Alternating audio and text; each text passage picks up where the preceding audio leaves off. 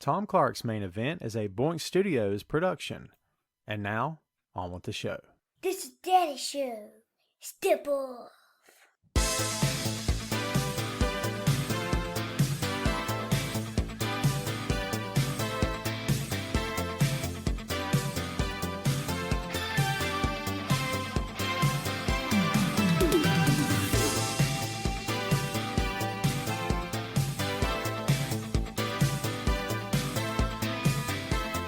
Hey, what is up?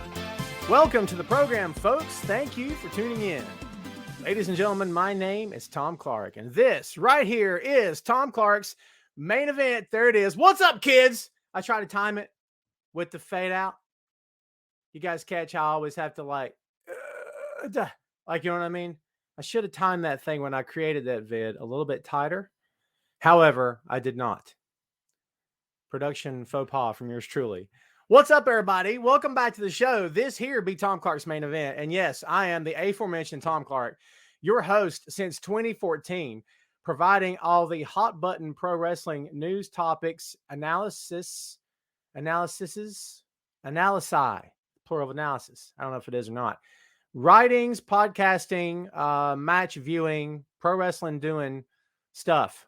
I don't have catchy catchphrases. Maybe that's why I'm not the best in the world. Segue. We're going to talk about the best in the world today. If you came here for some AEW, you're in luck. If you came here for a little bit of WWE, you're also in luck. If you came here for some witty banter and some expert analysis from a couple of dudes, you, my friend, are in luck.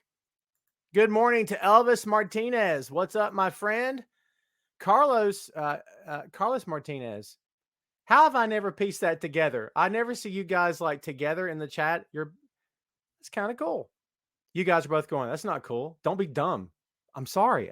To me, it's just the way it looked. Don't be mean. Canadian Cam. Cam, are you on the road today, my friend? And how much snow did you get? Because it snows in Canada like every day. Like in July, 12 feet. I don't know. I know nothing about geography. What's up, Shannon?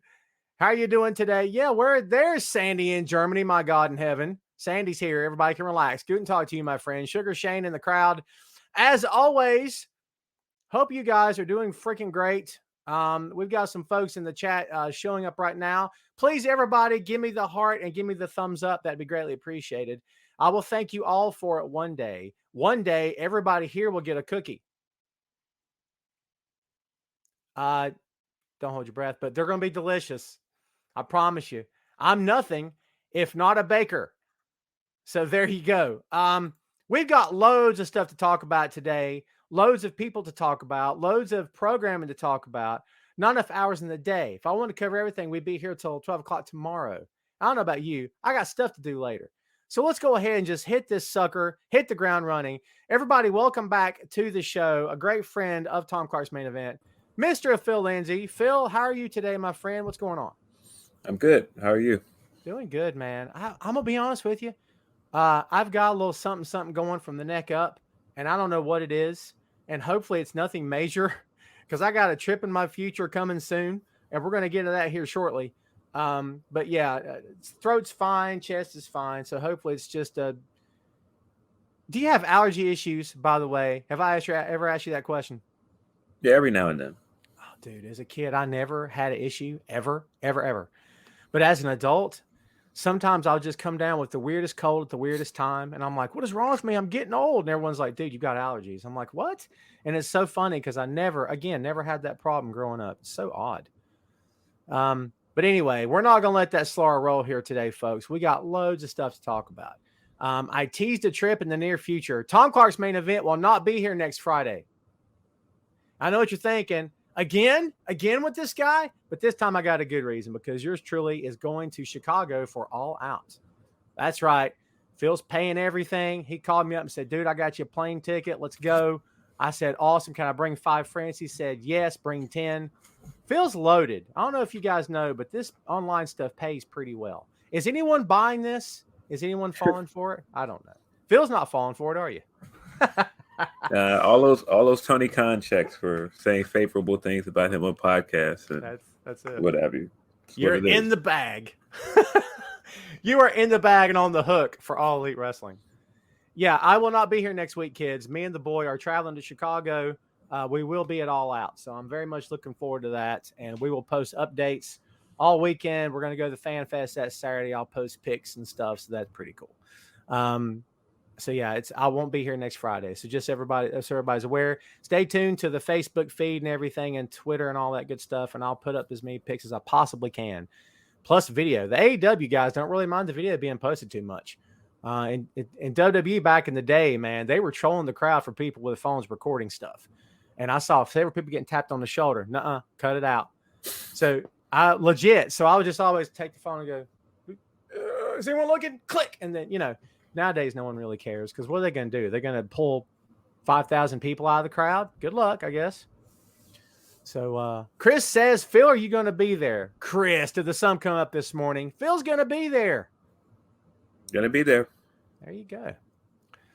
Yeah, you know what, Phil? Phil, how was the ice cream? Did I ask you? I did not get an ice cream bar. I'm sorry, guys. I did not. Man, that sucks. I heard they were actually good. Everything I read online, people are like, man, these things are actually good. And plus, Punk supposedly paid for that out of his pocket, which is cool. Let's kick the show off in grand fashion today, kids. This man right there was there for CM Punk's debut. If you've got questions to ask, now's the time to ask them. Phil, you and I spoke off mic about this. Tell me, dude, what was the vibe? Was it surreal? Because it seemed, when we watched it at home, I'm like, is this really happening? Dude, was the vibe like that in the arena that night too? Yeah, I mean, I think once Rampage started and you could hear all of CM Punk's chants coming in, like, I don't know if you've ever gone to an AEW live event. They do like that countdown to, cue you in to when the live show is actually going to start. And like, as soon as the countdown started, that's all you heard in there was CM Punk chants. And it just got louder and louder and louder until, Cult of Personality hit. And when Cult of Personality hit, it was just like ridiculous. Like probably the loudest pop I've ever been a part of. I've seen and heard a lot of pops, and everyone has that comment under their belt. But I have, like a lot of the rest of you guys, nothing has ever come. Dude, Hogan in his prime, don't come to me with that. I'm not hearing it. That was, and I told you this last night. It's hard for me to put it into words. I can't imagine what it was like to be there and live in person. But the way it comes over on tape, I swear to God, it's like a lion roar that's been amplified. It was deep. It was guttural. It's off-putting. When I knew it was going to be big, but when you watched it live, I was physically taken aback from the TV. I'm like, whoa, my God. Like it was, and of course I had the volume cranked up too. So how was your seats at the show? Good view of everything? Yes? Yeah, I was in 100 levels, so that's close enough. Cool. I was on the other side behind the hard cam. So, yeah, but really good seats. Man, it just still feels like, I think we all knew he was coming at one point, but just the fact that he was there is just still crazy. Like the fact that he's back full time too is crazy. Yeah, you and I talked about this a little bit last night. The fact that there's pictures showing up online. Will, I'm going to disagree with you, my friend. That type of pop was only because he was in Chi-Town. I disagree with that. Maybe it was stronger because it's his hometown, but dude, a lot of people wanted to see this guy back, man. Yeah, I mean, I think he was going to get a loud pop anywhere he went because he hasn't appeared on a wrestling show in 7 years. And so you've given a lot of people time to miss him, but I kind of don't understand people that are like, oh, but it's only in Chicago.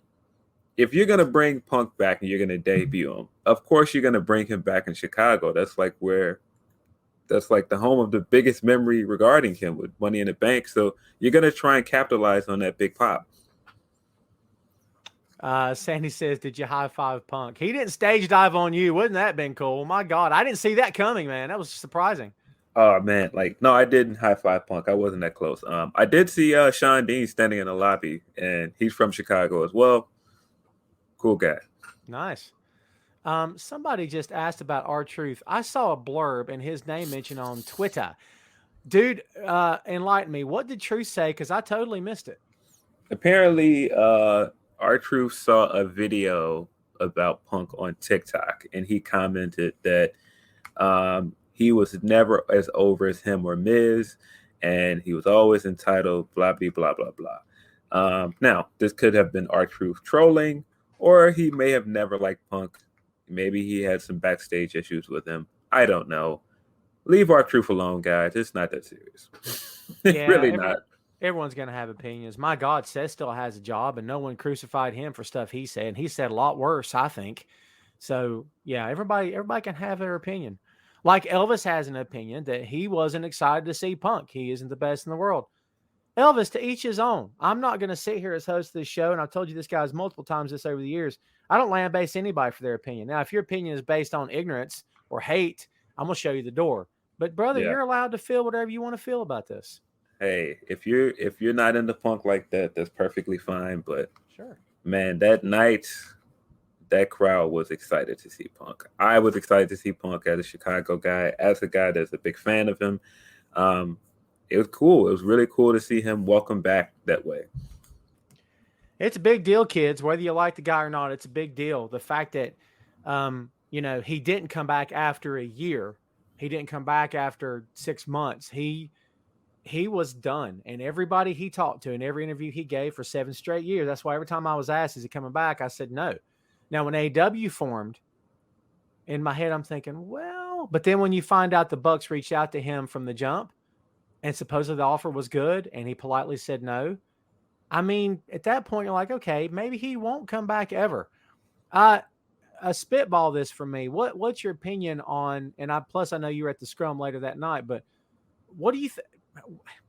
AEW's been around for going on 3 years, right? So why did it take this long? Was it that he wanted to see if they could actually get a foundation and build on it? Is that what he was waiting for, maybe?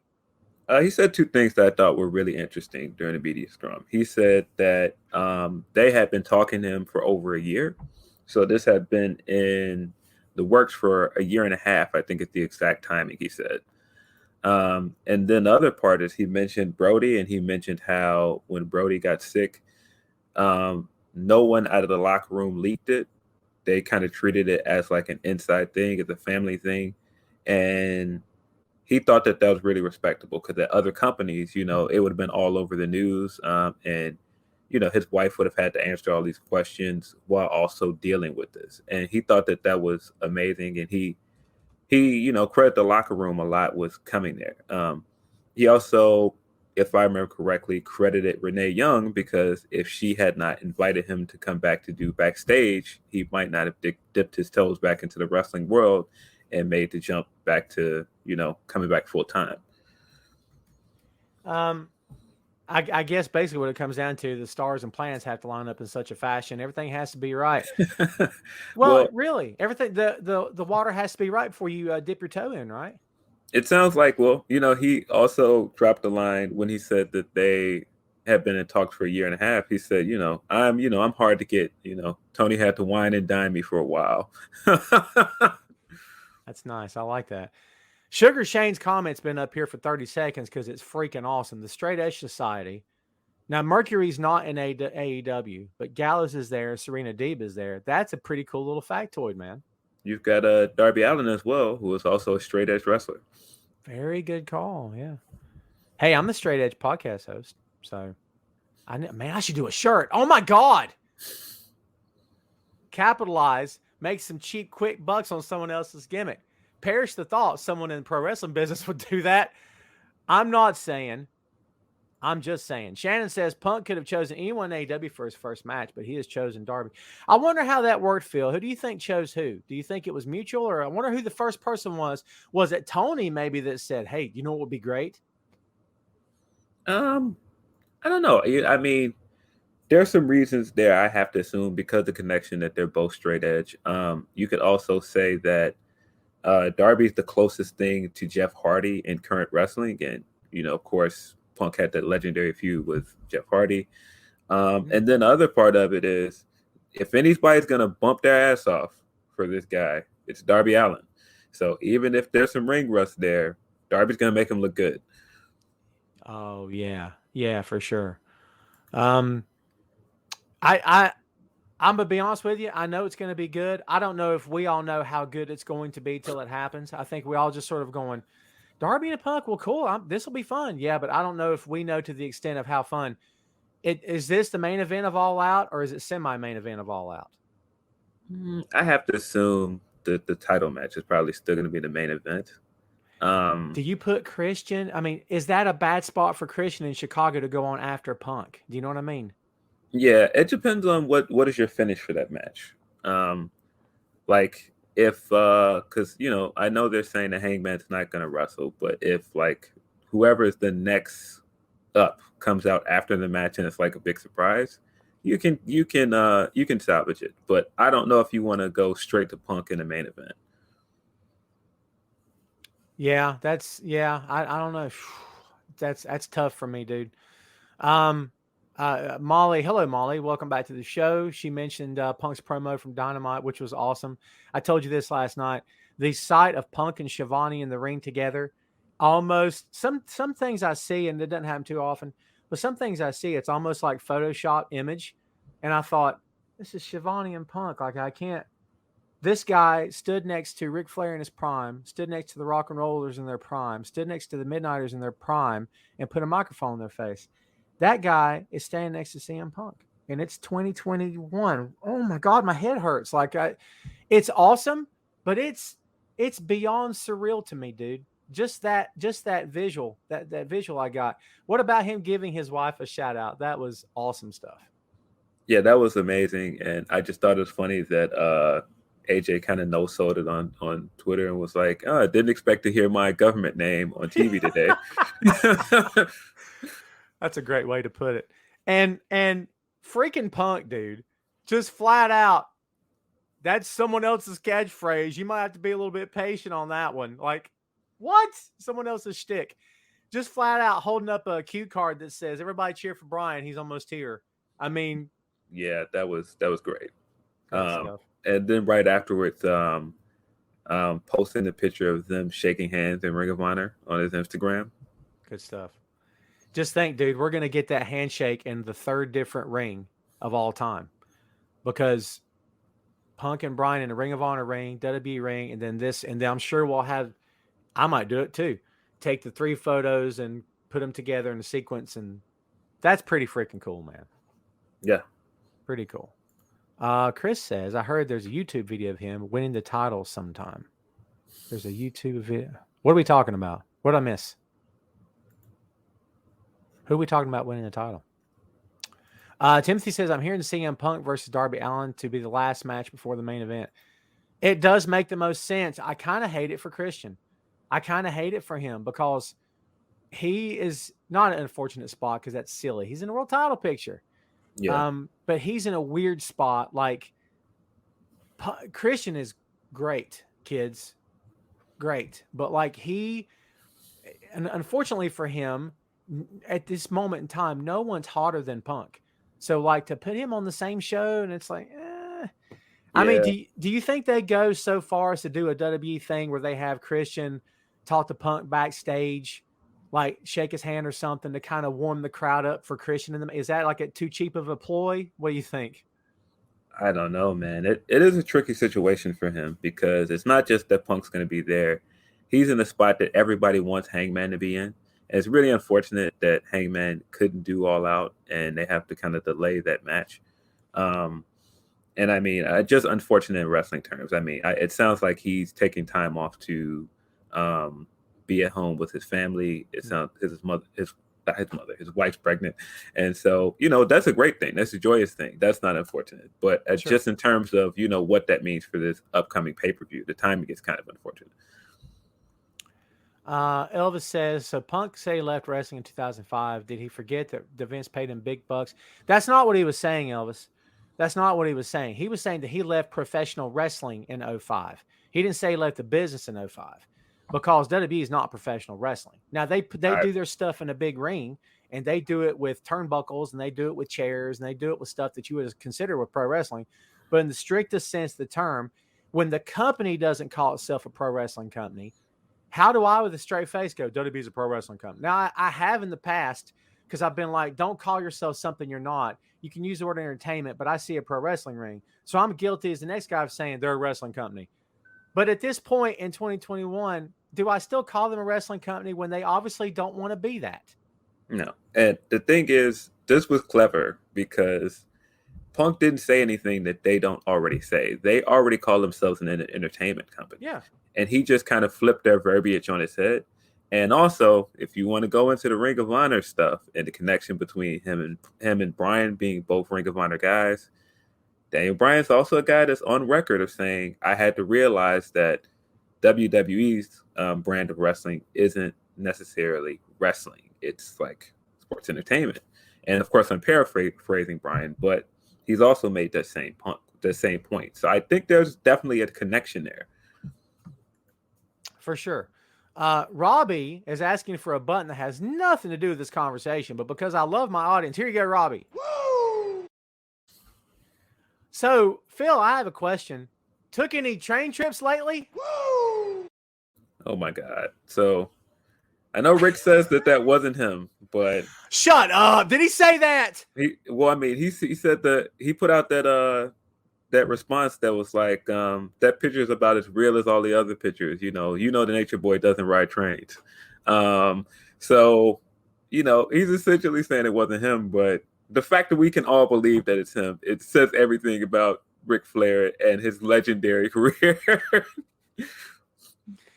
Back on topic, kids. Tim says, Phil, was this the biggest thing you've seen happen in Chicago in a long time? Since Jordan, I'm guessing? I definitely think it is. I said it's the greatest wrestling moment I've ever seen in person. And I haven't been to a whole bunch of shows, but like this was unlike anything I've ever been a part of. It's funny that you just said that phrase because my son was born the same year that Flair retired from WWE at WrestleMania, like from the ring. But the year, I think it was early that year, whenever it was, or late the year before 2007, when he was in Charlotte. And he's like, I'm afraid I have to announce to you that I will never retire. I was there in Charlotte that night. And that was an insane pop because people around me that you know how it is, Phil, when you're in a wrestling crowd, people you don't know are just having conversations and you go, dude, you're right. And you just start talking to people you've never met. People around me are going, holy God, he's retiring. I can't. Freaking WWE, man. Of course they're not going to give him his last match. His place sucks. And everybody's getting upset. And then when he said, I will never retire, dude, we were like, what'd he say? Oh my God. And we all went nuts. I can say I was there for that. Now, was I there when Shawn won his first title? No. But, I get what you're saying. What's the biggest show you've ever been to? I don't know if that was the biggest, but that was something I have a vivid memory of. I was there the night that Lita had faced Trish in the main event of Raw. And it was in Charlotte also. And she went out straight down on her neck, I think it was, outside the ring. And we were like, oh my God, she's dead. That was pretty big. So like, but I get you. I've never been to anything that what you experienced Friday. There is no doubt about it. That was, I was at All In, and just being at All In and just being there from the very beginning was a cool experience too, but just still nothing like this. Yeah. Let's see. Cherie's talking about Cameron Grimes. I don't care what anybody thinks about Cameron Grimes. I love him. I'm sorry. I come at me. I don't even care. I won't get into that right now. So we're gonna move on with the show here. I wanted to throw up another comment here. Lance Bader from the Dudes at Wrestling at Ringside Podcast. Dudes at Ringside Wrestling Podcast. There it is. Everybody go check out their show. Lance, thanks for watching, my friend. I appreciate you. I'll be on that pod in October at some point, and I've still got the show on my calendar, so no worries. So yeah, I'm sure we'll keep talking about it as time goes on, but we've got a whole bunch of other stuff to talk about. Let's talk about two rumors back to back, Phil. First, we've got, don't you wish I had this queued up so it wouldn't have took me so long of a segue. First, we've got Ray's guy. Set the record straight. Is he all elite? It sure feels like it, man. I think there are a lot of things. I think the fact that report came out and said that he wasn't under contract this week. His last contracted show was Takeover. It sounds like he's got up to today to sign. I can't confirm that, but that's what it sounds like. And just stuff like Kenny posting the pictures of Adam Cole. He could be trolling. And just all of these guys, Britt posting all the smirk emojis, and they could all be trolling, but just what we've seen in the last few weeks with them hinting at things, it's very believable that he could end up doing it. Shannon says, wait, Ray's an Adam Cole guy? This is news to me. Yeah, we didn't know. I didn't know anything about it. So there you go. I don't, I love Adam Cole. And I said this to you last night. I can totally see him with the AEW World Title. Here's another thing I noticed. I don't know if you remember when CM Punk made his debut on Backstage, and it was the big surprise. Adam Cole was there, and Adam Cole made it known that night that he's a big CM Punk fan. Nice. If you're thinking, okay, my contract's up, and I know CM Punk is there, and I want a chance to wrestle this guy, the opportunity is there. Mm. And not for nothing, Phil, but this guy has some connective tissue to a few different companies. He's former Bullet Club. He's former Ring of Honor. I mean, he's rubbed shoulders with the Elite in the past. I mean, this guy's no stranger to any of them. So, friends with Cody. He's friends with the Bucks. His girlfriend's there. Yeah, there are a lot of reasons for him to go there. Very true. I'm interested to see what happens. You guys know what the next one is, don't you? There we go. The artist formerly known as one Bray Wyatt. Wyndham Rotunda, according to who you believe, Phil, on the net, is a guaranteed lock. It's all the pen's been put to paper. Pen's been put to paper. Money is in hand. Deposits have been made. Checks have been cashed, Phil. Is he there for real? But doesn't he have a non-compete? I mean, I thought so, but dude, depending on who you believe, the big sites are saying, yep, sure. I don't know. Was it a 45-day or is it a 90-day or is there one at all? Is there? I'm assuming it's a 90-day unless he got some kind of agreement to get out of it like Andrade did. But I think that there would be worse things in the world for them to do than sign Bray Wyatt, because he's one of the biggest stars that WWE released, possibly the biggest star they released. Let's see. Shannon says initial CM Punk shoes, the little details. I miss the shoes. Everyone tell me about the shoes. Carlos says Hurt Impact is going after him. Could be. Jamel, what's up, Jamel in Vegas? Non-compete until October 31st. I thought, oh my God. What day is the 31st? Someone look that up for me. You know what I'm thinking, right? Yeah, I don't know if it's a lock, but yeah, I think Impact would be a good spot for him as well. I think the guy is going to succeed anywhere he goes. He's a creative guy, one of the best talkers in the biz. And I think he's an underrated wrestler as well. I think people don't give him the credit he deserves for being a pretty good in-ring guy as well. Toby says Punk had AC and BW on his shoes. I totally missed that. So like Buffalo Wild Wings? That's why he had the BW there? Yeah, he splurges some. That's his cheat day, Phil. It's his cheat day. What can I tell you? Man. Halloween's on a Sunday, kids. So I don't know if AEW has a pay-per-view on Sunday. I'm guessing they don't. But I mean, if they did, that would be what a great fit that would be. What an amazing night for him. No, it's Sunday. I got a counter in front of me. Someone just said Tuesday, and then someone else said Friday. What country y'all living in? Yeah. I mean, it's a good time with all this movement going on. It is exciting to speculate and see where some of these guys go. Of course, it's not fun to see people lose their jobs. No. But I do think it's good for the industry as a whole because you have more people going other places. You have more parity. Yeah. And I've said this too, that, we'll get to the ratings here in a bit, kids. I've reworked the ratings, how they display on the screen, because it makes a lot more sense the way I've done it. But 1.12 million fans, like, okay, you look at that and go, well, that's not as much as WWE and whatever. This is 1.129 million people who 2 years ago weren't watching anything but WWE or weren't watching at all. Okay. Yeah. And now they're watching this company that didn't even exist 3 years ago. Dude, I think that's a big deal as a fan. Jumping up what was it, like 600,000 fans Yeah. in 1 week? Yes. That's crazy. That's Punk moving the needle, folks. I heard some guys saying that he doesn't do that. Yeah. Yeah. Yeah. We won't get into that. We could if you want to. I don't mind being a bit controversial. All right, so let's move on here, Phil. Chris Jericho's ring career in jeopardy. I believe that the explanation for this, and I'm going to stick to it, is the best ever.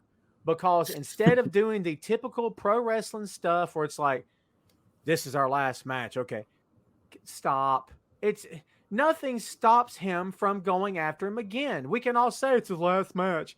But the fact that Chris came out and said, look, I don't care that you beat me 3 times, paraphrasing. I don't care that you beat me 3 times. I'm never going to stop coming from you. I'm still going to jump you. I'm still going to attack you. I still want a piece of you. So why don't we just call it a day with this match? I thought that was beautiful. I thought it gives MJF a reason to do it. It gives us a reason to go, well, crap, here we go one more time. And now everybody can invest in this. Is he at the table after this match is over? I hope so. I hope this is not leading to MJF losing at the pay-per-view. If you did all of this labors of Jericho and you give him 3 wins over Jericho just for him to lose at the pay-per-view, that just doesn't make any sense to me. And I'm of the belief that they shouldn't have even done the last labor of Jericho before the pay-per-view. They should just save that match and added the stipulation to it to the pay-per-view. Yeah, it does seem but again, dude, I'm trying not to look at this through eyes that have watched WWE for a long time. Because again, I do believe we're all jaded by the weird stuff that company does that makes us all go, "What?" Yeah. So maybe they'll play it straight. Yeah, but it's Jericho, and we all know Jericho has a bit of an ego. So would it surprise me that he did all of this just to get his win back? No. I hope that's not what he's doing.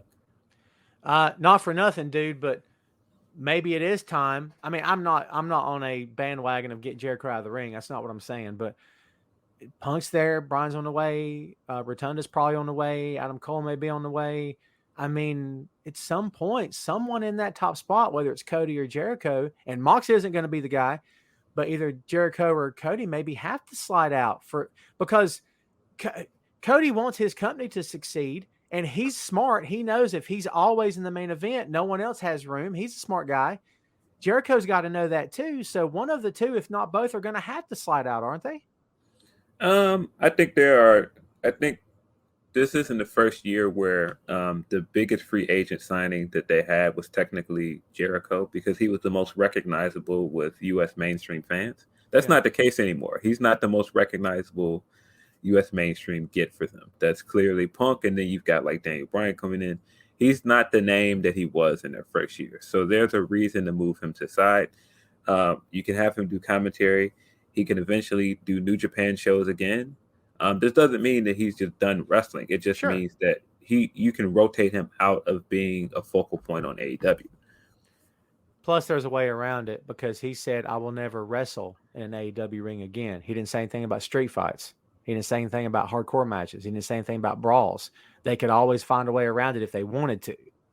It's cheap, but Sugar Shane says, I disagree with Phil. Jericho and MJF is like an old school blood feud. Let them fight. Hey, I feel you. I'm not disagreeing with you at all. I can see both sides. I think they have good chemistry, man. Do you think that? Yeah, I don't have a problem with them going back to the match. I just feel like it's awkward to have MJF beat him and then 2 weeks later go, oh, we've got to have a fight again. It's like, okay, if this is the big match, why not save the blow off for the pay-per-view? That's all I'm saying. Yeah, very true. And on top of that, dude, if AEW starts messing with fans with something that seems to be small, where does it end? I mean, we don't want to see a track record established like it is with that other company where they lie all the time, they false advertise all the time, and you're like, wait a minute, this feud started an hour ago. Is it over already? What happened? Like, that's the trick. I'm sure if Khan could pop in, ladies and gentlemen, Tony Khan. I'm kidding. If he could pop in, I'm sure he would say, yeah, no, we have no intention of ever misleading fans. Not what we want to do. You know what I mean? Yeah, hopefully not. Yeah. All right, let's talk about this. I had to throw this up here. I'm not sure what's happening with Cash Wheeler, But first it was like I was there in Charlotte that night when his arm got ripped open. And from our vantage point, it happened on the other side of the ring. We just knew he was hurt. But you could hear the audible ooh as he hit the floor because people around him made the sound. Everybody behind him went, "Oh my God." Because it apparently was very gruesome. I don't think it all got shown online. But Yeah, it looked nasty from what I saw on screen. The idea of nerve damage, but he's going to work a match. Are they working the fans or is this legit? I'm not sure. It could be a work. That was a really good promo that Dax cut. If this is, their last match and they're going to be off TV for a while, I think it's a good way to do it. And, that'd be a good way to give Proud and Powerful like a notch under their belt moving forward. And by the way, why have they stopped calling them Proud and Powerful? Isn't that odd? They've kind of quit calling them that all of a sudden. I don't know. Isn't that weird? Yeah, they kind of call them Santana and Ortiz a lot on TV. Yeah, I don't know why. I love the name Proud and Powerful. I think, dude, I'm weird like that. I believe tag teams need a tag team name. You know what I mean? I don't think it can just be, Butch and Sundance, Bonnie and Clyde. It has to be the something. In my head, that's a tag team. That's two guys who are taking this seriously. Do you know what I mean? Yeah, it'd be odd to abandon that name, and it's such a babyface gimmick to, be proud of where you come from and, be proud of, who you are.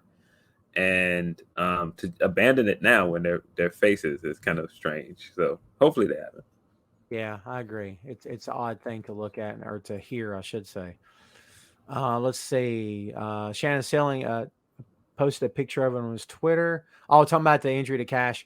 Yeah, dude, I love FTR. I love that FTR is different than every other team that you're probably watching right now because they are unabashedly old school. No flips, just fists, the whole nine. I love that about these two guys. Plus, they're Carolina boys, so I have to appreciate that. Plus, Cash Wheeler worked in HVW once upon a time. There is a bit of history there, kids. I called his matches before he made it to the big time, which was pretty fun. But on top of that, he's just a good guy. And from everything I know, Dax is as well. So, plus, I don't know if these two have ever made enemies. I've never read or heard anything from anybody. It's like, these guys suck. They're jerks back behind the curtain. I hate to see anyone get injured, no matter who they are. So I hope this is a work. And plus, if it's legit, how do you put him in the ring with nerve damage knowing he can't pick anybody up because he could drop them on their head? They can't do that. Yeah, that's I don't know how they're going to handle that. He kept saying they're not firing yet. We're going to wait and see how it goes. So maybe if it's real, the match could get canceled. I don't know. Yeah. Kids, let's talk a little bit about what's coming up tonight. Let's talk about Rampage. I don't know how much they've actually announced. They've got a few things lined up. Kenny Omega and Brandon Cutler, who, by the way, Cutler's much better than what a lot of people give him credit for. I'm just saying, apart from the comedy stuff, go 2-on-2 against Christian Cage and Frankie Kazarian. That should be a fun match. Lucha Bros face Jurassic Express and AEW Tag Team Eliminator Finals. And then we got Ty Conti squaring off against the Bunny. I love both of those two ladies, and I'm anxious to see how they fare against each other. Let me throw the Lucha Brothers at you first. If you want a guaranteed bona fide sellout main event, put them on their feet, send them home happy tag team match, you book the Bucks against the Lucha Brothers. But doesn't Jurassic Express have to win this match? Yes, I feel like the rematch should be the pay-per-view match, and I kind of feel like it's the right time to make them champions. I feel like you're not going to make Jungle Boy world champion just yet, and he's about as popular as he's been with the company.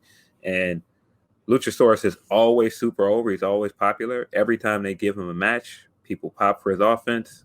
I think it's time. Yeah, I agree. Elvis says Rampage isn't live tonight. Suppose someone just said in the chat, might have been Elvis, that they taped it after Dynamite. Is that true? I think they did. That makes sense. Hey, this is for Elvis and everybody else in the chat. If you've gotten spoilers from a website, please do not post them here. No one wants to read the spoilers, including me. Okay, I just want to watch the show and just invest in it. Hard to invest when you know what's going to happen, kids. No, I was just gonna say, yeah, I feel like this is gonna be a good match. But Yeah. yeah, I feel like it's probably Jurassic Express's time. I agree. Elvis also says, I want Darby and Sting as tag team champions. Funny that they haven't went down that road, but and this is just me throwing it out there to you, and I'll get your take. What's the chances that maybe something's been pitched and Sting's like, dude, I'm not taking one of your belts. Let's don't go there. I'm not here for that. And dude, Sting is a humble enough guy, and I don't see any ego in Sting. So why would he even care about a belt in AEW unless they just said, look, we really want you to do this and mean a lot to the guy you're taking it from. Now, if they go down that road, maybe he'd say yes, but I don't think they need to do anything with them as tag team champs. Do you? I don't necessarily think that they do, and that's mostly because their tag division is so stacked. Putting together a team like that just to throw them in a tag team when you've got so many other options, I don't necessarily think you need to go down that road. And then on top of that, the appeal behind Sting wrestling, it's a special attraction. If it becomes a every week or an every month thing, then it's not as special anymore. Because you got to defend the belts. Yeah. Yeah. But Elvis, that's not to suggest I don't love the idea. I do love the idea. I just don't know if they're going to do that. I'm just giving you why they might not want to do that. It's not a bad idea, but just reasons why they might not. Ray's asking about JD Drake's new gear.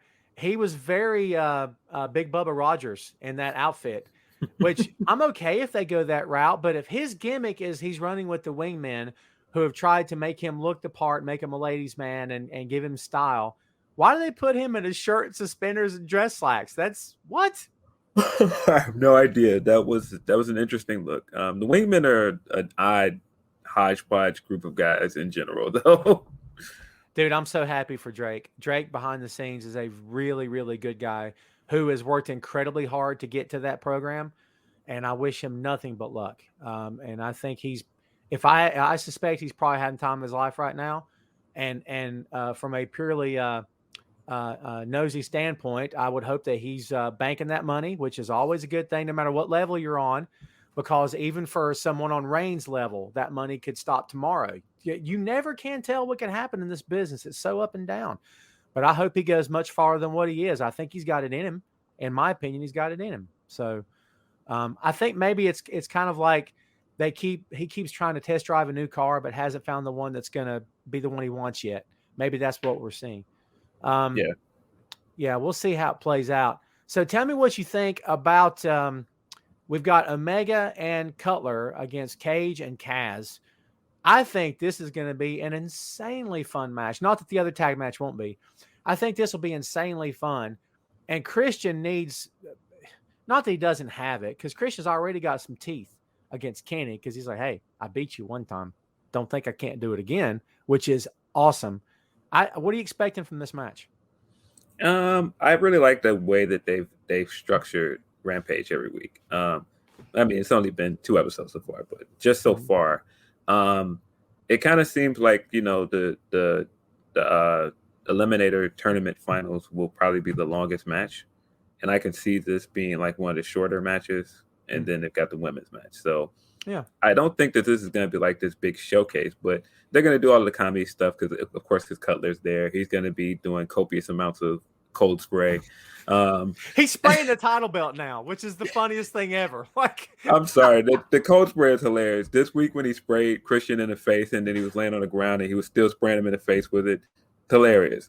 But yeah, I'm sure that there'll be like a tease where like Christian will to beating Omega, and he'll come up at the end going this close. I'm this close to getting both titles. Yep. But yeah, it's probably going to be a lot of comedy. Yeah, for sure. Elvis said Drake looked like the Amish wrestler from ECW. He kind of, the gear. I can't remember that guy's name because he said he talked about chickens in his promos. It was a really weird gimmick. I can't remember his name now. That was a long time ago. Let's see. Tim says, real quick, guys, it's 3 weeks in a row, ladies on Rampage. I like this, that they are giving the ladies a chance on TV. Could Rampage perhaps become the vehicle for the women's division in this company? Why I've been kind of projecting it to be that from the beginning, especially after Kenny said what he said on Wrestling Observer Radio, and that he wanted that to be the place to showcase more women's matches because it hasn't happened yet on Dynamite. And he was saying this is a good opportunity to do that. And I enjoy the way that they've started building up the match early in the week. Like they'll start the match, building up the match on not Monday. Thinking about the other company on Wednesday, and then they'll actually give us the match on Friday. I think that's a good format. Yeah, I agree.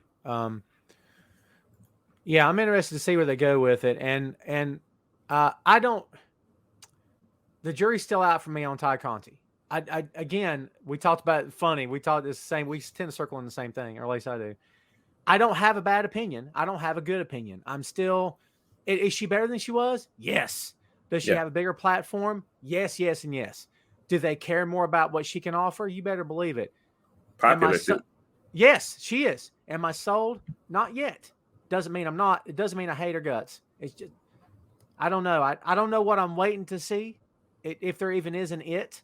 But if there is, I haven't seen it yet, which is mind-bogglingly hard to understand. I totally get it. But that's where my head's at, and I'm as straight as I can be with everybody. Shannon will put this up for you. Watching Brian Pillman Jr.'s tag team partner reminds me of the Wild-Eyed Southern Boys. I love that description. We've got fans from all walks of life, and Shane, like me, is old school and watches the old territory stuff and still does. And Shane, I freaking love that. That's great. They're more polished in terms of image, but I totally get that. I love that. I love that. And by the way, Smothers, extremely underrated. I'm just saying, especially in the ring. So let's go to this now, kids. Let's preview the show. If you missed the intro to today's show, Tom Clark's main event will not be here next week because this time next week, I would have already been in Chicago because we would have landed, hopefully, if everything's on time, yes. But I'll be in Chicago next weekend for All Out. So the main event will not be seen next Friday. So let's get to the All Out preview here, Phil, if we can. Let's talk about the 21-woman Casino Battle Royale for a future AEW Women's World Championship match. That's a wordy title. Nyla Rose, Thunder Rosa, The Bunny, Big Swole, Julia Hart, Ty Conti, Dynamite, or not Dynamite, Diamante. Where's she been? Penelope Ford, Red Velvet, and 12 women to be decided. Are we going to get some surprises in the Casino Battle Royale? Oh, there's definitely going to be surprises. I'm guessing that Ruby Soho will be the Joker this year. That's my guess. I think there's a very good chance, and if it's not a good chance, it should be a good chance that we could see Mickie James. They've got options. They've got tons of women that they can bring in that have either been on Dark or that are out there that are in NWA. You could bring in someone from Impact because you have the relationship. There's things they can do here. If I had to give my guess for a winner, I have to assume it's going to be Thunder Rosa. Yeah, that would make the most sense. Chris with the Kelly Klein. God, I want to see Kelly Klein back. Yeah, would love to see Kelly Klein. Will the crowd show her some love? All right. There's always one of the old time-honored pro wrestling tropes has been, if you're gone too long, are they going to remember you when you come back? Is that crowd going to show her? Where is there enough people in that crowd to go, oh my God, it's Kelly Klein? Do you know what I mean? It's hard to tell because, the buy-in, it's on the buy-in. So it's not like the whole crowd's going to be there yet. So you just don't know. Right. Not if it just happens to be a hot Chicago crowd, maybe. I just don't know. No. No. The audio version of this podcast demands I say the name Tessa Blanchard because that's what Ray just put into the chat. I doubt it. I still maintain, Phil, where there's smoke, there has to be fire. There is a reason why. I don't care what anybody says. Well, here's why. I don't want to hear it. There's a reason why she's not employed by a major pro wrestling company in this country right now. There's got to be a reason why. Yeah, she's burned a lot of bridges. Now, do I think that means that she will never wrestle again? Absolutely not. Someone is going to take a chance on her. I don't think AEW is going to take that chance. At this very moment, I don't think that they have a reason to, because Britt is about as hot as she has ever been. Possibly one of the hottest stars in the company. You don't need Tessa right now. And bringing in Ruby, if the report is true, Ruby's exceptional. She's extremely underrated. Hmm. I don't think you need Tessa right now. No, I completely agree. I don't know if they ever need her, to be honest. A couple people mentioned the Iconics, now known as the Inspiration. I would not be surprised to see the Inspiration show up. Yeah, I wouldn't be surprised to see them either. Yeah. Toby says maybe Tony Storm will show up since Vince is too ignorant to use her. Boy, in a perfect world, wouldn't that be fun? Yeah, man. Tony's one of those wrestlers where she had that indie run where it just seemed like wherever she went, she was going to be the biggest star. But, doesn't always work out that way. Victor says NWA made an offer to Tessa to work in Power. Have you heard this? I didn't hear this. There was a report that they were in talks, but I don't know if it went anywhere. Now, if any company is going to dip their toe in and get Tessa Blanchard that has signed some other controversial people, has had other controversial things happen on their show, it's NWA. They probably could get away with it. Mm-hmm. And it would be a good opportunity for Tessa in some ways to rework her image, but you just never know. And, one appearance doesn't mean she's there for life. It could just be a one and done, right? Yeah. I mean, to get past the controversial stuff, Kylie Rae's there. And if you watched any of those Kylie versus Tessa matches from Zello Pro, those two can go. Those two have chemistry. I'd be interested in seeing that match. Right. Be interesting to see what happens. Here's something fun. Phil, we knew we were going to get Mox. I had my fingers crossed for Tana. Darn it all, it's not Tana. I even maybe had him crossed for Suzuki. Oh, right. But it's Kojima. We're going to get Jon Moxley versus Satoshi Kojima. They got Cozy Lariat, right? Dude, I can't wait to see this, man. This is going to be a fun match, I'm sure. Yeah, I'm very excited to see Kojima wrestle in person. I've never seen him wrestle live. So super excited for that. I think it's a good way to give Mox kind of a special attraction match. And I can see him working a lot of New Japan guys on AEW cards from this point on because he doesn't have anything else big going. Yeah, and who would have thought the day would come, Phil, when Jon Moxley is kind of in an odd spot with no one to work because there's other people just as big, if not bigger, on the payroll. Like, what? Yeah, I mean, judging by that promo he cut about 2 weeks ago, which was a fantastic promo, I have to assume we're eventually going to get Mox versus CM Punk. It might not be right away, but I feel like he might feel some kind of way, and I wouldn't be surprised if he turns heel. I could see that happening. Mm-hmm. And there are some guys that fit. I'm going to disagree with you on this one. There's some guys that fit certain things. In my opinion, I don't think Mox turns heel. I think he's such a good face, and to be fair, we've not seen a really, really good heel guy wearing Moxley's gimmick yet. Not on the primetime stage, because the Ambrose run was crap. I didn't have it queued up. It was 2 words. You know what they are. Go ahead. No, I agree with you. I think he is amazing as a babyface. I think for a while he was the best babyface AEW had. But I just mean if you're going to put him in a program with Punk, you're not going to turn Punk. No. So I have to assume at some point there's a way to do. He doesn't necessarily have to be full on heel, but I can see him being angry that now all of these people are signing and all these people are coming in now after he made the company hot. I honestly, I in my head down the road, I'm looking at this possible rivalry or probably inevitable rivalry now, but I think they end up as comrades in arms, not necessarily heel and face. And I think we end up seeing CM Punk tag teaming with this guy against like MJF and Kenny Omega. Yeah, I can see it. I can see both ways. I mean, they have ties together because of the Shield stuff. Apparently the podcast made some other Shield members upset. Maybe Mox, might be a little bit upset and can bring that to storyline as well. I don't know. And Mox gets in his face and Punk goes, last time I saw you, you were putting me through a table every week for a month. You know what I mean? Oh my God, that's good stuff. That's good stuff. Oh, so someone's calling for a CM Punk button. Yeah, I'm going to have to get one. I can make it happen. But yeah, Jon Moxley is Dean Ambrose's heel run in WWE. Hot garbage. Yeah. The Bane. Don't nobody complain about that. The Bane inoculation stuff. Yeah, no. It was terrible.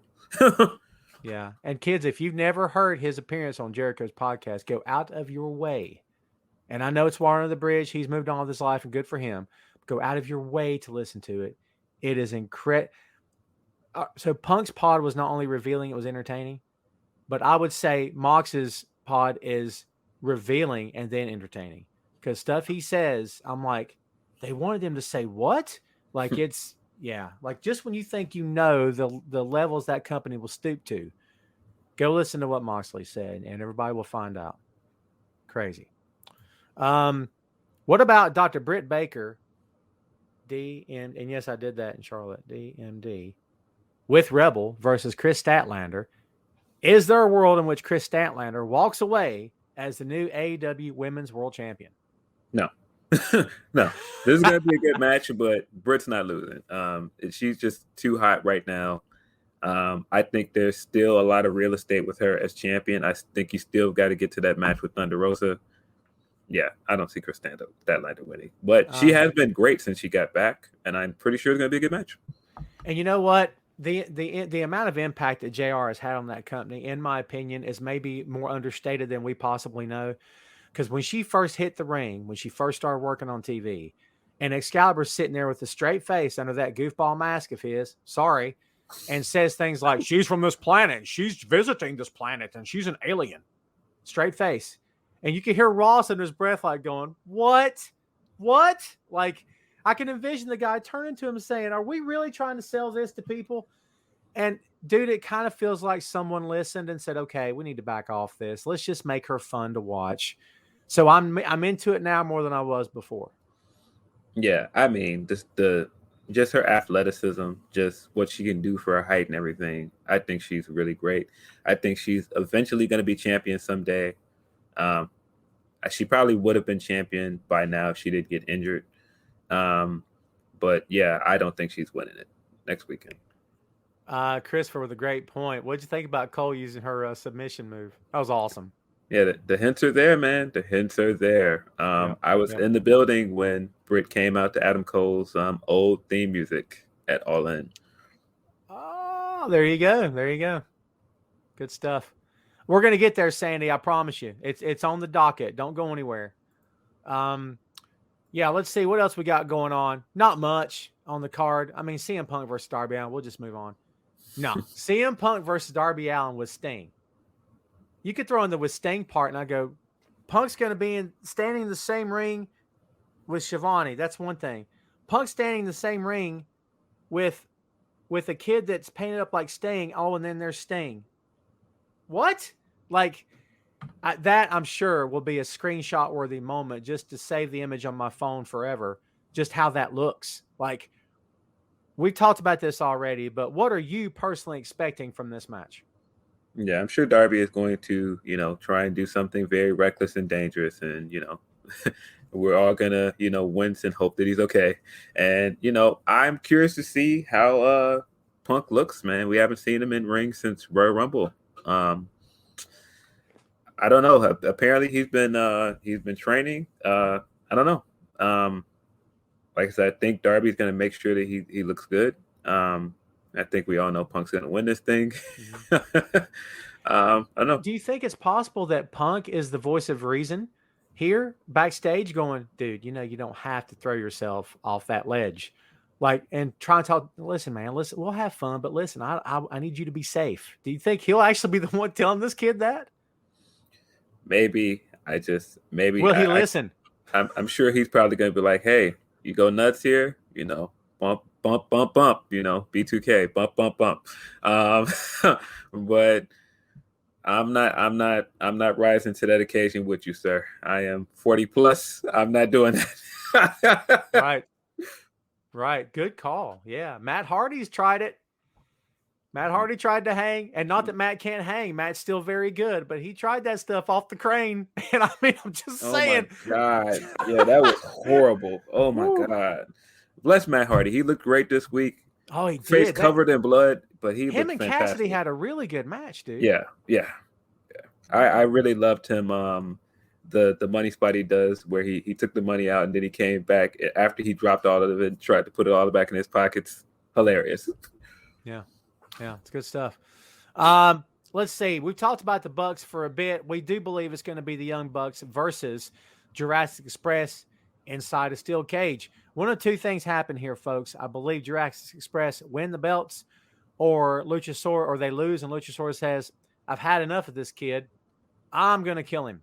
I don't think they lose otherwise. I don't think that if they lose, I don't think they lose without the team splitting apart at the end. And I don't want to see it happen, but I think you either go with it or you stop with this. In my opinion, and maybe I'm wrong, but Phil, can you get them, and hills and valleys in booking, I get it. But do you get them as hot as there are right now, then only to plunge them back down, and then in 6 months, and then you do it? At some point they need to win, don't they? Yeah. That's why I kind of feel like they're going to win. And I mean, even if they lose, I just feel like it's a bit too soon to break them up. If they're going to really do trios titles, like I have to imagine you want to keep them for that. I mean, that's probably the only way you're going to get our guy Marco with a belt around his waist. And so I don't think you want to miss that opportunity. So I really believe they're going to win. And, if they don't win, I don't know. I feel like you got other options, but I feel like this is the time. This is the time to pull the trigger on them. Yeah, I agree. We will see what happens, folks. Here's a match that probably no one thinks is going to be worth anything at all. Paul White versus QT Marshall. I happen to believe this is probably going to be a 5-minute in and out, one and done, really fun thing to watch. And maybe I'm wrong. Maybe it'll be a train wreck, but Paul's a really good guy and got a huge heart literally for this business, or he wouldn't be there. Marshall's underrated. He's very solid in the ring. So I think this will be just fine. I don't see any issue with this at all. And if Paul wants to get in there just to show a little something, I'm fine with that, man. What's your thoughts on this? I have no real interest in this match. Not really interested in QT. And that's nothing against QT. Right. He's a good wrestler, but this character, not really interesting. I have to assume this is set up for something else for Paul. I don't think this is just, hey, let's get this quick squash match on a pay-per-view, because you could have done that anytime. I wouldn't be surprised if this leads to something else. Maybe this leads to the Shaq match. Maybe this leads to somebody else. Maybe this leads to Camarado. I don't know. Nick Camarado in person is a beast, isn't he? He's so big. Yeah, and he's really good. He's really good. I really like Nick Camarado. Yeah, same here. Let's see. Let's move on. Pac. I was calling him Pot, but apparently it's Pac versus Andrade El Idolo with Chavo Guerrero Jr. This, and might use the word sleeper earlier, right? This could be sleeper on the card. There might be a standing ovation after this one, honestly.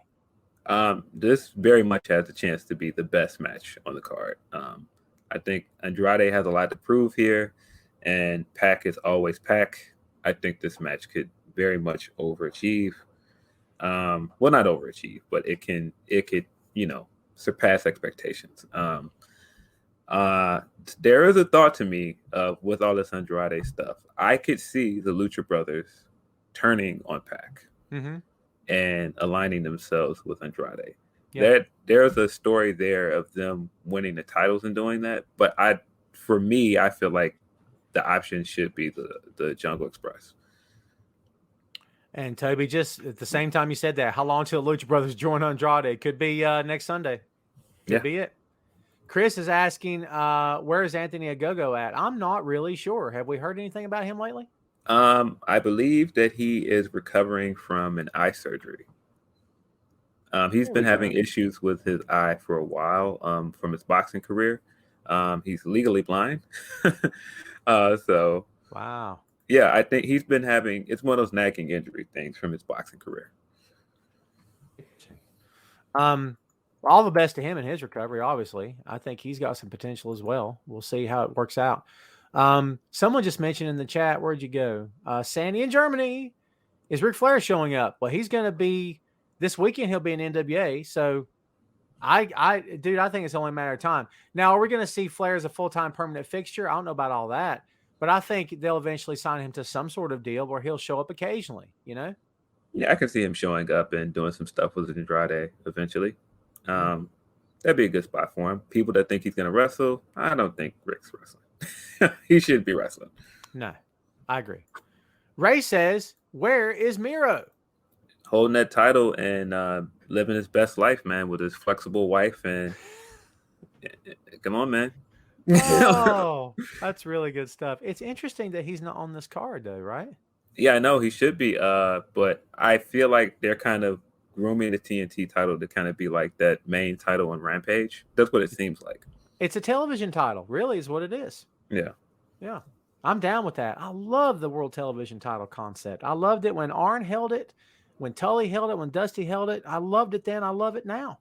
Like, if you want to see the world title match, you got to buy the pay-per-view. You got to buy the big show. You may not always have a tag team title match, and if you get it, it's the main event. But guess what? You want to see a title match pretty much on the reg, then guess what? TV title is your title. I think that makes it important. I think it's a big deal. So yeah. Who do you think is going to eventually beat Miro? I've been thinking this for a while, and I don't know. I don't think you beat him for 6 months. Yeah, I don't think it happens anytime soon, but I'm just thinking, like, who is a guy you could put in that spot? Well, if he's ready, and you get him up where he needs to be, Lee Johnson, maybe. I can see that. I can see Scorpio. I can too. I really like the idea of Daniel Bryant being the guy to beating him and then having an open challenge every week. I would love that. Robbie says, "Oh, there's a match, brother." Malachi. Malachi's a good pick too. They've got a lot of options. What about that? If somebody else is going to change that belt, man, and get that big Fiend mask over the TNT gold, that's the next update to the title belt. No. Oh, Ray! Look at Ray. There we go, Cole, baby. Yeah. I can see it. It depends on how soon he gets there. Boy, if I'm saying that there could be a guy that shows up at the end of All Out to after the Christian match, if it's Adam Cole, that place would explode. You mean we will explode? Yes. I can't wait. Toby, great point. I'm disappointed Black isn't on card. Now, Toby, to be fair, it doesn't mean he won't be there. He might be on the card. I have to assume all of this Nightmare Family stuff is leading to Cody coming back, and maybe there's a Cody match planned for All Out. Ooh, I don't know. Could be. They could last minute slide it in, right? Yeah. Yeah, we'll see. One match left. It's kind of a big deal as well. Your AEW World's Heavyweight Champion, reigning undisputed, Kenny by God Omega versus Christian Cage. Listen, just go with me here.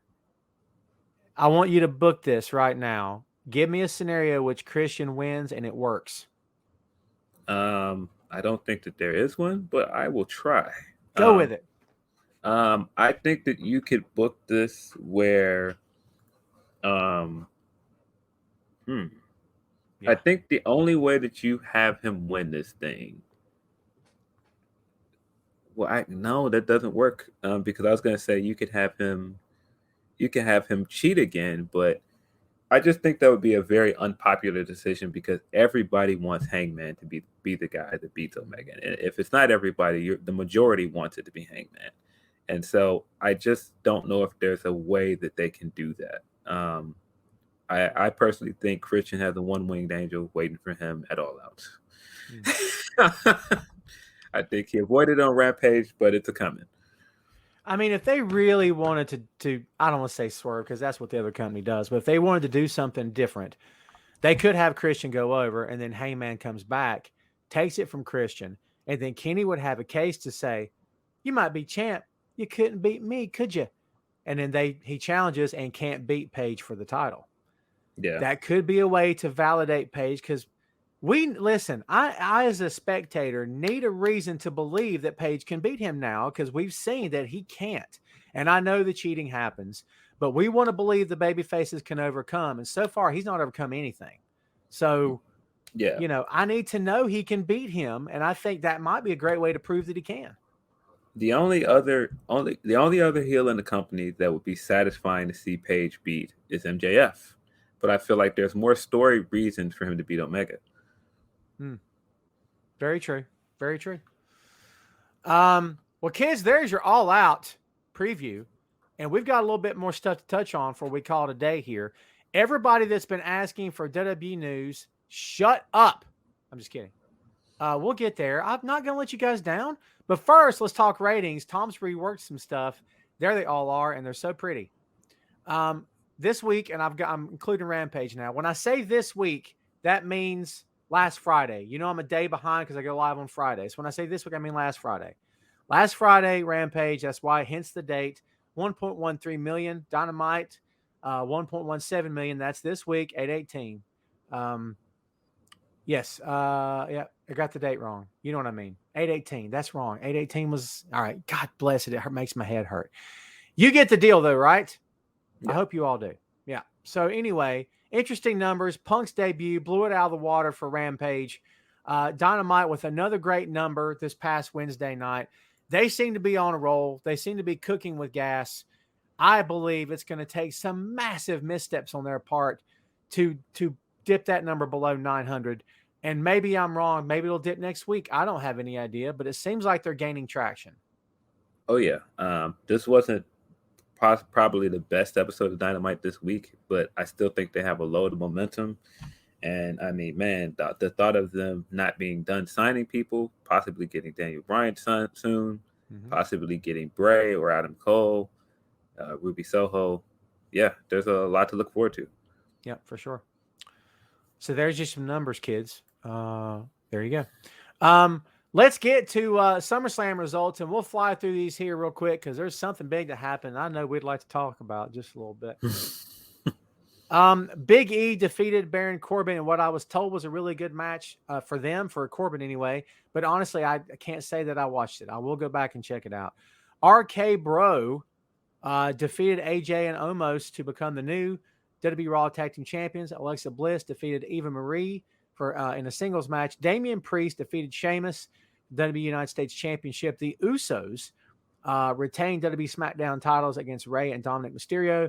I'm going to skip that one. Drew McIntyre defeated Jinder Mahal. Charlotte Flair defeated Nikki Ash and Rhea Ripley. Triple threat match for WWE Raw Women's Championship. Oof. Edge defeated Seth Rollins in a really, really good match. Lashley retained against Goldberg and then took his kid to the woodshed. Roman Reigns retained against Mr. John Cena. And then Brock Smash came back and bounced around in his cowboy boots for a minute or two. So, and then also, Phil, in 26 seconds, I believe was the count, Becky Lynch dropped Bianca like a bad habit to become the new SmackDown Women's Champion. You've talked a lot about this week, as a lot of people have. But how do you put a button on this? What's your ultimate thesis statement on what happened with this freaking match? I think that you cannot promise a match like that and then get all the way to the day of still promising a match and don't deliver it.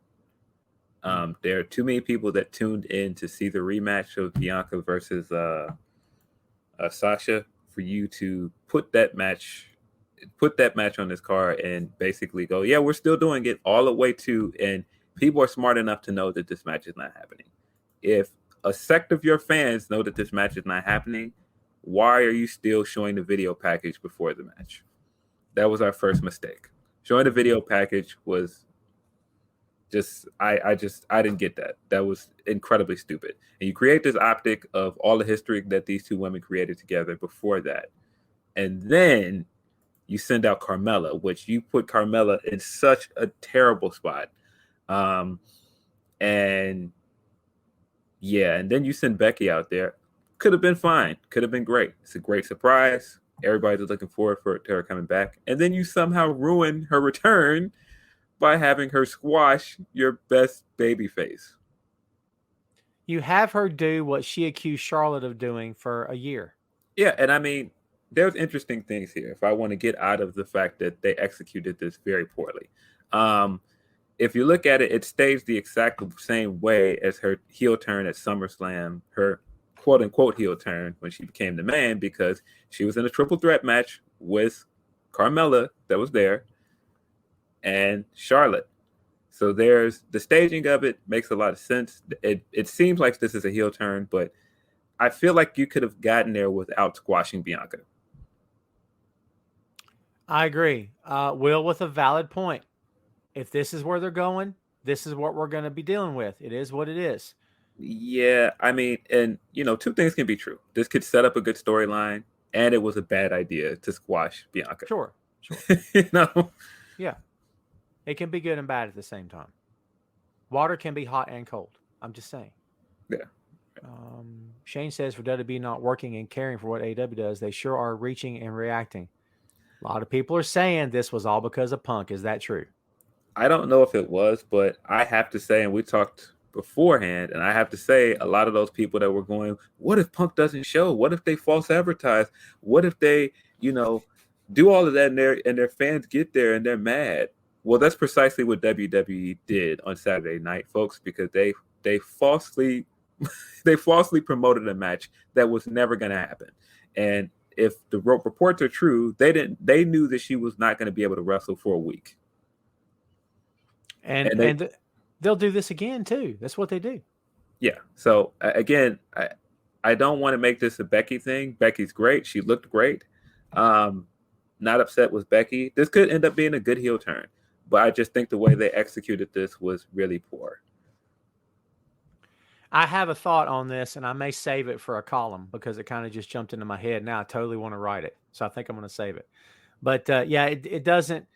I don't. Maybe forced is the wrong word to use, but it doesn't feel right. It feels. Yeah, it does. Does it not feel very similar to what they did with Rhea Ripley as well? Yes. Rhea had this great year. We put the title on her, and then once we bring back a familiar face, take the title off of her, give it to this horsewoman. It seems very similar. It's just like, how does any new star emerge out of the women's division if you keep doing this to them? Joseph with, what was the reason Sasha didn't come out? I don't think Sasha was even there. Was she even there? She wasn't cleared. That's all they've said. They haven't said, like, if it's an injury. They haven't said why, but she wasn't cleared to wrestle.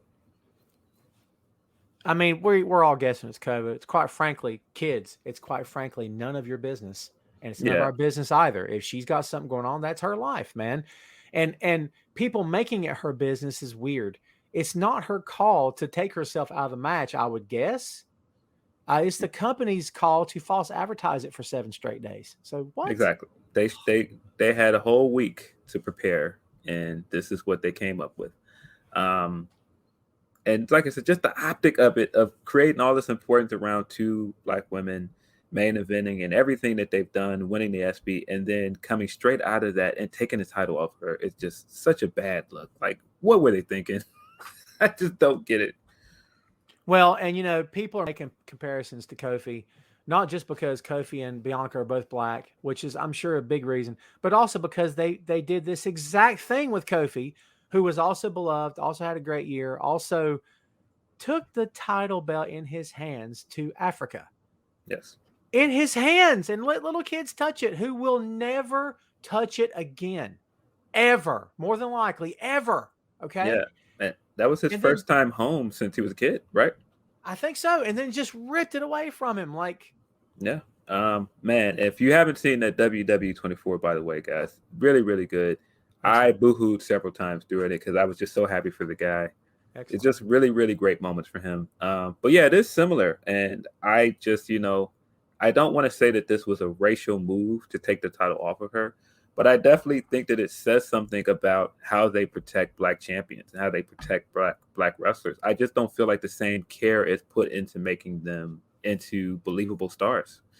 And I mean, I'm sure I'll get pushback from some people on that, but it just seems like they wouldn't do that to some other wrestlers on a roster. They just wouldn't.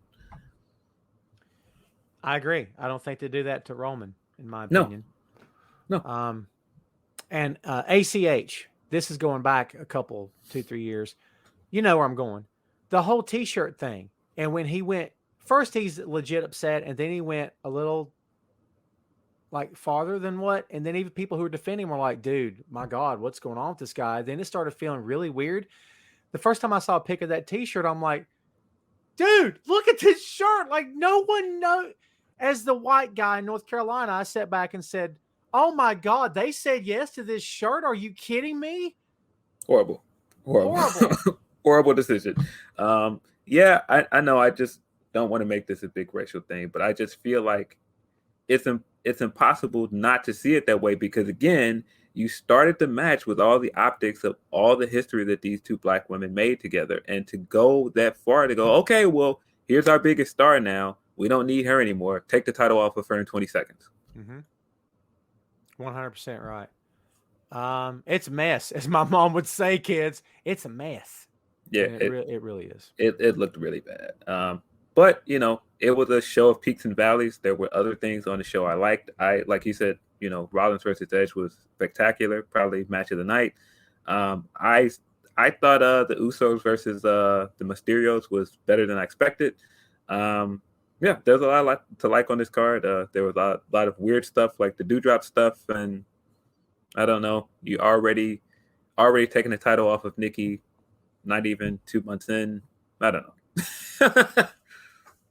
I mean, can I be honest with you? I'm kind of over the whole Money in the Bank stuff. I think I'm kind of over it now. I mean, when it worked and it worked really well and guys held titles for 6 months or better, maybe a year, that was different.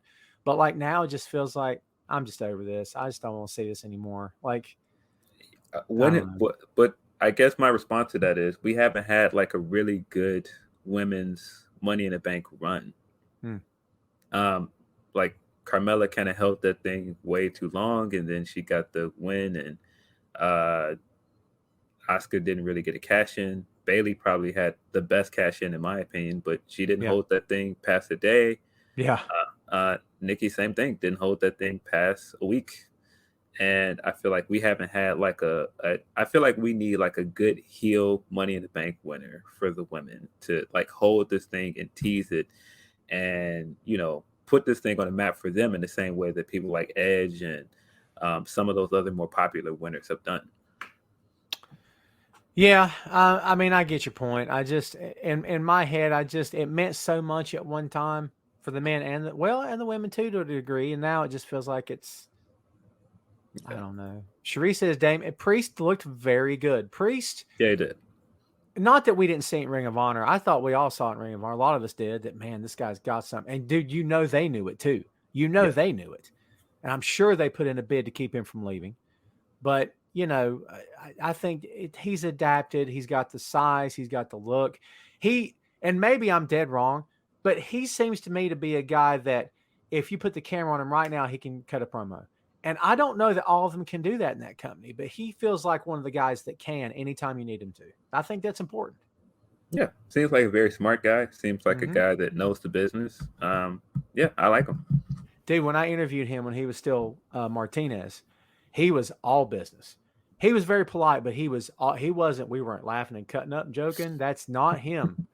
What you see on TV is basically him. He's very matter of fact, and I'm sure he's a lovable guy to his friends and family, but like, with me, he was very professional, very to the point, very business. And I was cool with that. I mean, I got great answers out of him, but like, so, you didn't interview him and he was like sitting in a hot tub the whole time?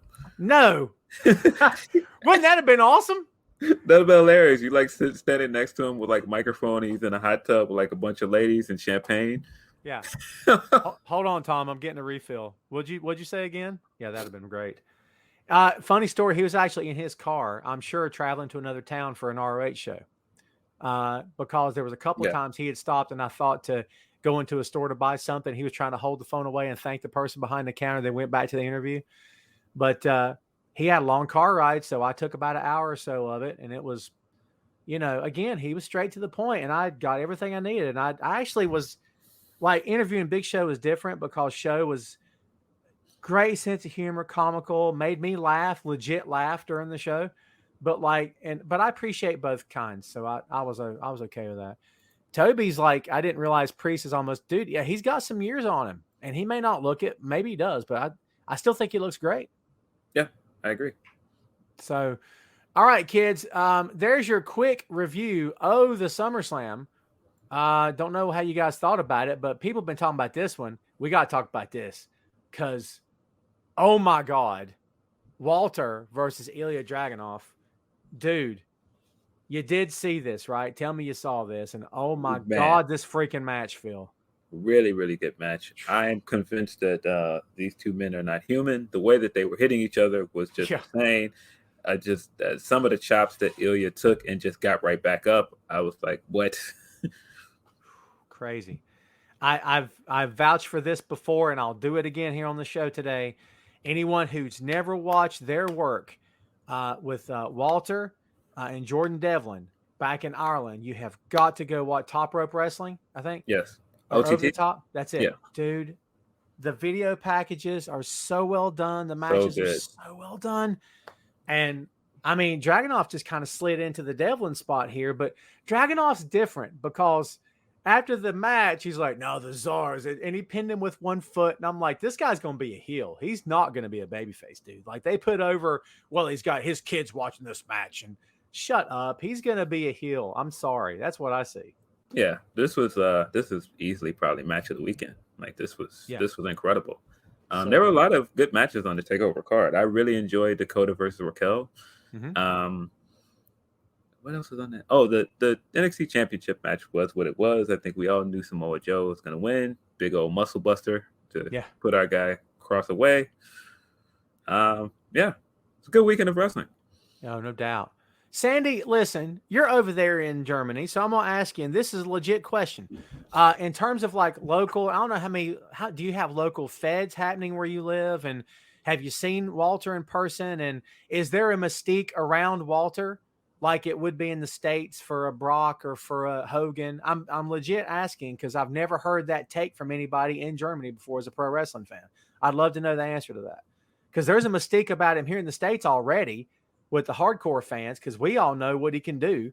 So I imagine it's got to be huge over there for him, man. It's got to be. Yeah. I really enjoy his OTT stuff. Really good. Man, that match he had with Ospreay is so good. Oh, yeah. Sandy's answer is the best of all time. Walter is the final boss here in Germany. That is awesome. What a great answer, my friend. I love that. Yeah. And he's what's the Star Wars game? The Force Unleashed or whatever, where you're playing as the Jedi. You have to beat Vader at the end of the game. Took me a month. Like I could never, and because Vader is 300 miles an hour and he's taking you out. So it kind of feels like that. Got myself choked up. So yeah, go out of your way to watch this, kids. It's awesome. That to this, Karrion Kross, bringing back the Turtles. Heroes in a half shell, turtle power. Phil, talk about Karrion Kross is the new Shredder, man. Oh my God, man! He might as well just get Mason. Well, I'm sorry, that's not their name. So yeah, he might as well just get the remnants of Retribution and bring them in. This is like Bebop and Rocksteady, and like his new stable. Like that might as well be it, man. And he just walks out and just yells, "Babies!" and they come out behind him. That's it. Hot garbage. What does this look like? I don't know, man. What are they doing across, man? I just don't get it. I'm not answering because I'm actually in my chair trying to comprehend what to say. I haven't begun to talk about Kross, and I haven't written about this enough to really devise what I would consider to be my actual honest to God essay on what in the world is going on with him. But it's so simple. He's a simple big guy who's really good with a simple look with some flair in his entrance. And that's what he is. And you took it, and what makes it special, you're crapping on it. What made Keith Lee special, you're making him not do it anymore. So like, yeah, but you know, Phil, and I know this is a cop out, but I've said it and I'm not going to sway from my opinion. If you don't know, and I know there's two sides to this, I get it. I know what the other side is, but here's my side. If you don't know what you're getting yourself into working for the McMahon family, if you don't know, not that it makes it right, not that it excuses it, because I'm not saying it does, but if you don't know what you're getting yourself into, you have a lot of examples to show you how they can mess you up. Yeah. So tell me what I don't know. I don't know what to say. I laughed with a friend when I saw the Karrion Cross thing and with Adam Cole stuff. I was like, I could just imagine Adam Cole coming out of Vince McMahon's office, like having another meeting with him, and he walks past Karrion Cross and he looks, and then he immediately calls Britt like, "You think we can still get a Tony Khan on the phone? Like, what's going on?" Yeah. Yeah. If I misspell my name intentionally on the contract, does that mean I don't have to honor it? Because I could totally misspell it. You know. How is it over there? You like the locker room? Like, how's the catering over there? It's all right, Jamel. Listen, I'm gonna put your comment up. Like Vince said, he doesn't want guys over 30 and under 6 foot. But Jamel, this is Karrion Cross. He's not under 6 foot. This should be the exception. Karrion should be a stone cold, no pun intended, a stone cold killer. And so far, he looks like a playable video game character. Yeah, he definitely looks like when you play WWE 2K and you get like the crates and you just put on whatever you unlock out of crates. Just you don't even try and match it. You just put on whatever's in there. No, I think this guy should be a slam dunk. He seems like when you look at him physically, he looks like a Vince guy. And that's why I'm kind of confused as to what is the disconnect. And I almost feel like he always fit the main roster more than NXT, in my opinion, because he always had that kind of sports, that kind of like sports entertainment flair to him. But at the same time, he can do all of the like big matches. Like I can easily see him in matches with Roman. I can see him in matches with Brock. But right now, I'm like, how do you get to that? Jamel, my apologies. Jamel was speaking of Cole, but I honestly, I'm glad, Jamel, that you made the comment because people are still saying that stuff that Vince liked, whether you said it or not, Jamel, or meant it that way, it doesn't matter because people are still, well, he likes the big men, pal. Prove it. Prove it to me. I don't know. So, so there we go. There's your show for today. Man, wasn't that fun. Now, before we take this thing home, ratings this week, and again, I mean, last week, everybody tried to keep up, crying out loud. What do you want from me? SmackDown 2.24, Raw, the previous Raw 2.07, NXT, and I've grouped this together now also. NXT of 824, 685. That's what I'll consider to be all this week, okay? Last week, SmackDown 2.09, Raw 1.857, NXT 654. NXT cannot seem to get over or get out of a certain number range. Or have they fallen into what they're going to be moving forward? What do you think?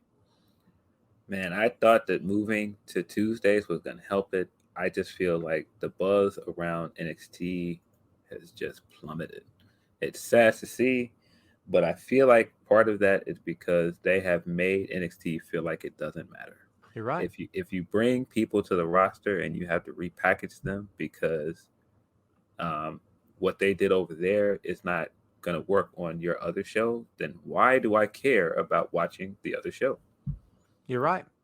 Douglas Duke says, Tom Clark not going to respond to my questions, I see. Can I be honest with you? There's a lot of questions here, which is a very good thing from my show.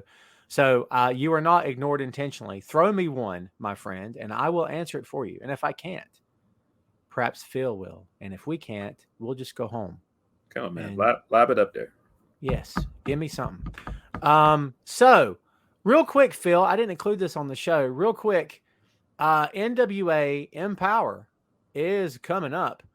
And let's go through the card. We've got Sky Blue versus Christy Janes, Kenzie Page versus Paola Mayfield, which I'm not familiar with her at all, if I'm being straight. Chick Tormenta, don't want to mispronounce the name, versus Diamante versus Kylie Ray. Bianca Corelli versus Chelsea Green versus Debbie Malenko versus Lady Frost versus, good Lord, a lot of people. NWA Women's Invitational Cup Gauntlet, which sounds fun.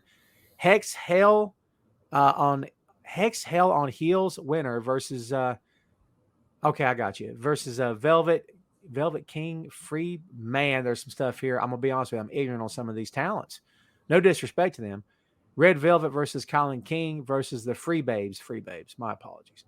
The Hex, Allison Kay and Marty Bell versus Hell on Heels. There you go. And then Camille defending the NWA World Women's Championship against Layla Hirsch. Legit Layla Hirsch. This should be a fun show, and I'm anxious to watch it. I will be there. I am actually heading out there today. Who you the most excited to see on the card? I am very excited to see the title match. I think that's going to be possibly the best match on the card. And I think the tag matches are going to be good. There's some good tag teams there. I'm very interested to see Malenko in a ring. That's like, wow. Like, and I mean, the Battle Royal sounds like it's going to be a lot of fun. Looks like it's going to be a good show. I agree. Oh, yeah, and the Deanna match. Deanna versus Melina is probably going to be a good match. That's right. Yep. Yeah, dude, I skipped right past him. I didn't mean to do that. Yeah, singles match for Impact Knockouts Championship.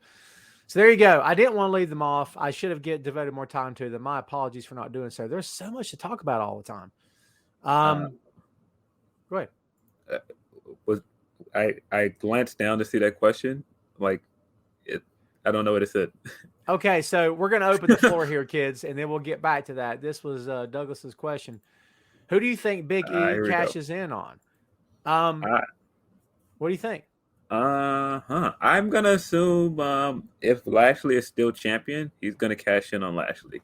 The story is there that he annihilated Kofi Kingston and put him off TV for a while, and he's had like an ongoing thing with New Day earlier this year. So it seems like the guy to cash in on would be him. There you go. My hope for Big E is this. My hope is that whatever happens, he actually wins the title. Yes. And he actually keeps it longer than 4 weeks. And then he doesn't lose it in 26 seconds to a returning Hulk Hogan or something odd. Because I would not be surprised if I'm being straight with you. Yeah.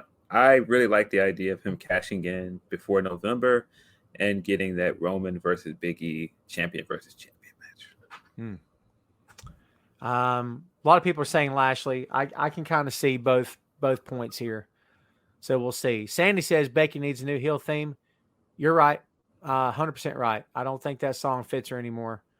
God, I hate this. I hate this so much. I hate the idea for being a heel. What made the man work is not what they're doing now. This is not what got her over. It's not what Becky had, I guess now it's had. Becky had a very particular spot. It's this big and it's a niche. And it is niche. And only so many people can fit in it. It's the Stone Cold niche. It's the Stone Cold / Moxley / Punk / Bryan niche and / Dusty Rhodes even. It's this big. And it's the idea of I will not back down.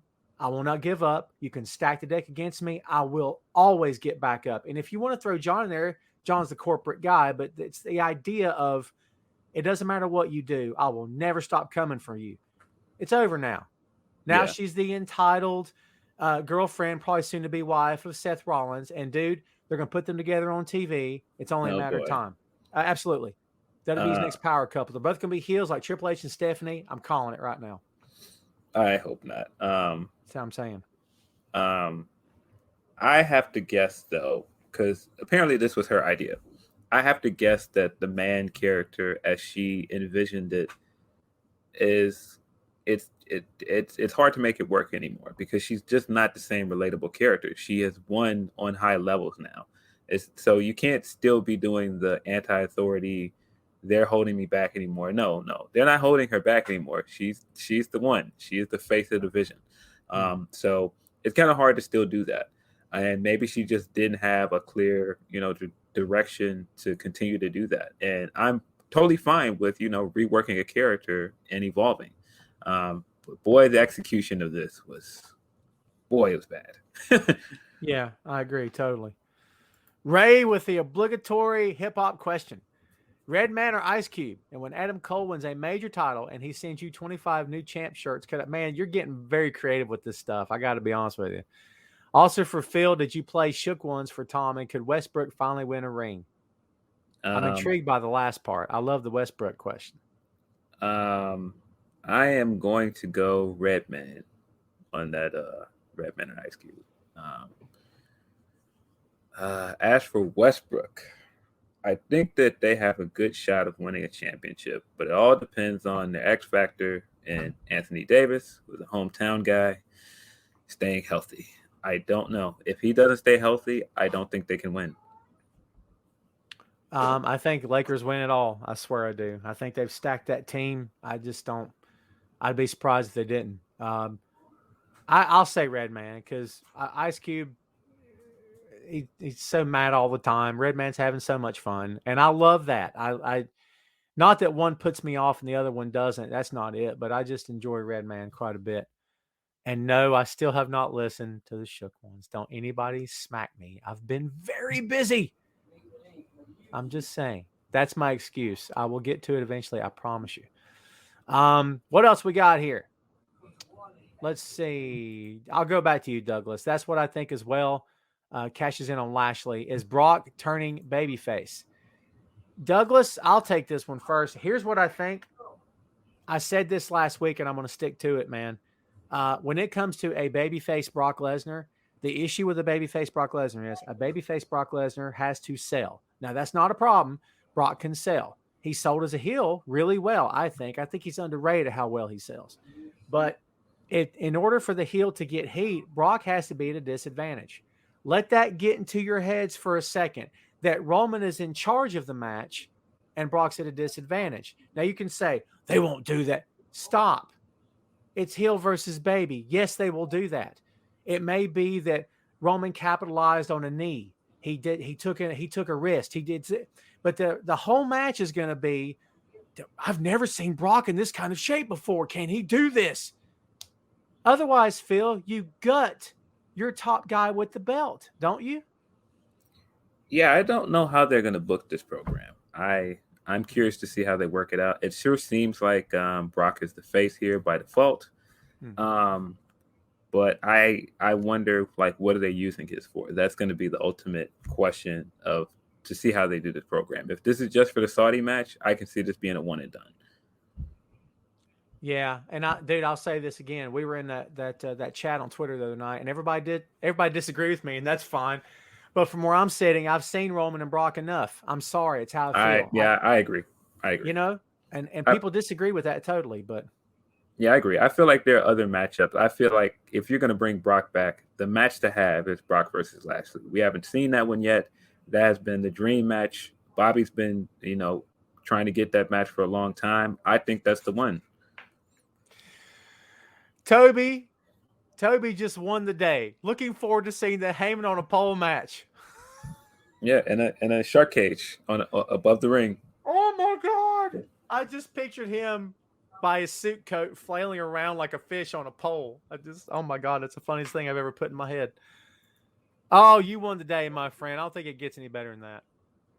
A couple more and we're getting out of here because we went very long and Phil has a life to get back to. I don't. But Phil may. So, Brock Lesnar, he's not allowed in the WWE. His WWE contract is up. He belongs in MMA. Well, that's one guy's opinion, Vincent, but MMA is not signing the checks right now, my friend. Not signing the checks. If Brock is a face in an ongoing feud with Roman, they could have Heyman, be like the jilted girlfriend.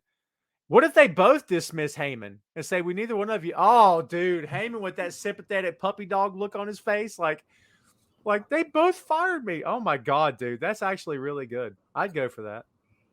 Yeah. That would be interesting if Roman gets rid of him. I don't see it, but that would be interesting. Do you agree with Jamel? The only thing exciting about Brock versus Roman is Heyman. Yes. I feel like that's the only thing that has changed about their program. Like I said, I would be much more interested in seeing him wrestle Bobby at this point.